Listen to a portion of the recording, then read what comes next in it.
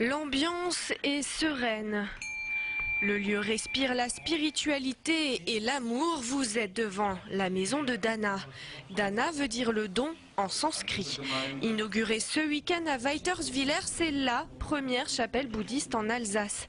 Ici, on pratique le zen et dans ce monde de brut, le bouddhisme inspire. Il y aurait dans la région déjà plus de 30 000 fidèles. Il y a un intérêt et qui n'est pas l'intérêt qu'on avait pu constater dans les années 90, où c'était un intérêt un peu exotique, on va dire, un peu mode.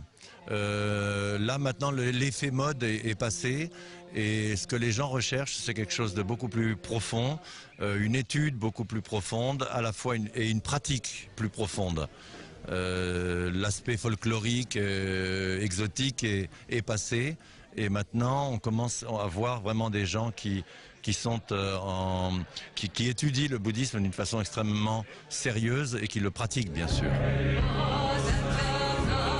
Ces chants, ce sont des sutras, retranscriptions de la parole de Bouddha. Philippe Richert, venu inaugurer les lieux, semblait totalement imprégné. Il s'agit du Anya Shingyo, le sutra du cœur, ça veut dire le cœur de tous les enseignements bouddhistes. Et ce sutra, on le chante très souvent dans le bouddhisme zen, c'est vraiment notre sutra fondateur, c'est un enseignement bouddhiste.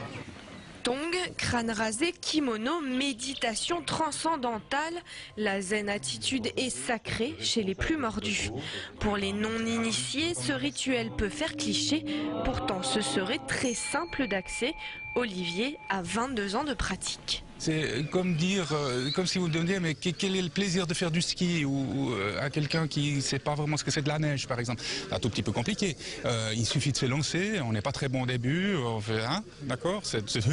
Mais alors, on pourrait dire, oui, alors le ski, il faut mettre le poids comme ci, puis il faut tenir de, puis voilà, ça n'a aucun intérêt. La chapelle de Weiterswiller est ouverte à tous ceux qui veulent s'introspecter. La totalité du temple aura coûté 650 000 €.